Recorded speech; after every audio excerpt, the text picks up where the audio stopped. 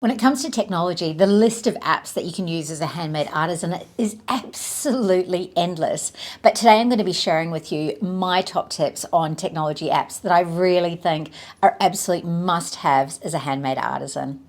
My name's Lena and I'm the very proud owner of madeit.com.au, where we have over 900 artisans selling through the Made It platform. In fact, we're almost at 1,000 artisans on the platform, but we're so much more than that. We're really a collective of like minds, but we're also a space where we really want to encourage you to learn the skills to be able to make those consistent sales online. I think to start this conversation, my best advice is to trim it back. I think that when we're talking about technology at our fingertips, right, there is so much available that if you are slightly tech-minded, that you can jump onto new technology thinking this will be the thing that's really going to simplify life for me, and it's often not the case. It can actually be quite distracting. So for me, it's really about going, well, what are the key areas that I need and what is the key technology that I need? I think first up, as a handmade artisan, it's looking at what social platforms that you're playing on. So when we're talking about those social platforms, is it YouTube? Is it Facebook? Is it Instagram? Is it TikTok? Where is the place that you're playing the most? And really looking at first, what is the technology that's actually supplied through those platforms that are going to make my life easier and will also be preferenced from those social platforms. So what I mean by that is that if we're talking about Instagram as an example, Instagram wants you to use the technology that is provided there for you to be able to, say, create reels or create stories, and which is why they make it a little bit harder for you to share that same content on other platforms.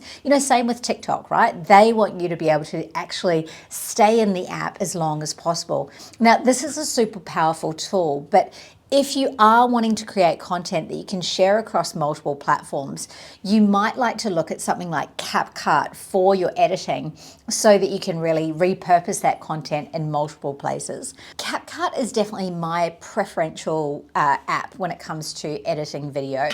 And like I said though, if you're someone that's really just wanting to make reels that are purely going to sit in Instagram, then I think that the Instagram technology there to edit videos is absolutely brilliant. So I wouldn't use anything else. But if you are sort of at that stage where you're like, yeah, that's great. Oh, Ted's down below here, moving things around, my little puppy.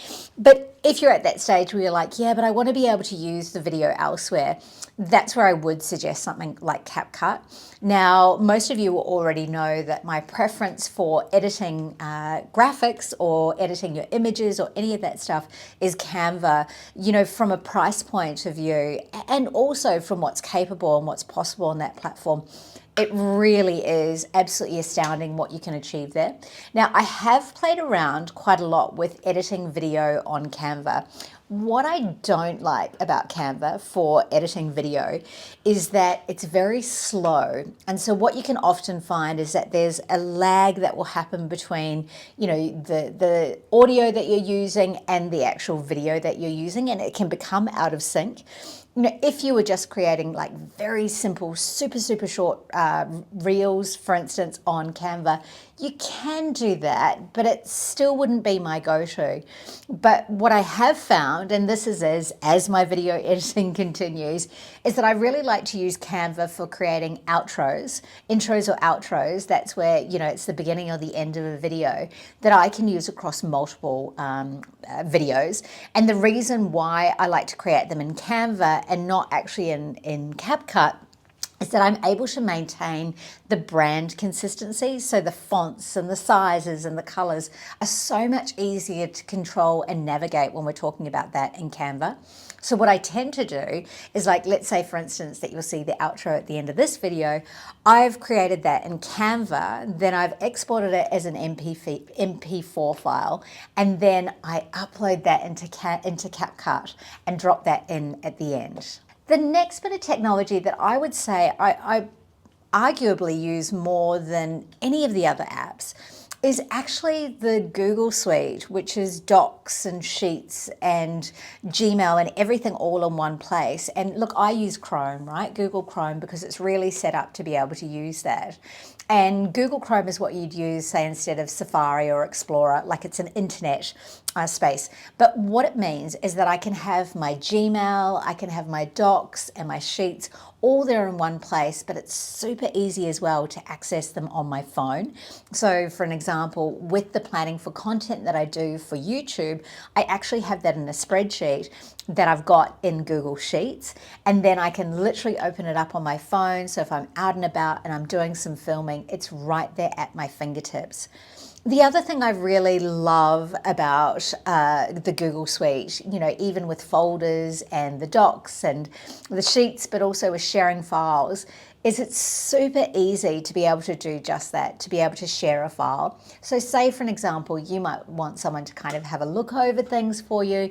You can literally share that document super easily with them, and then they can write in, and you can even follow any comments or adjustments that happen on your sheets or your docs as well. So very easy to track.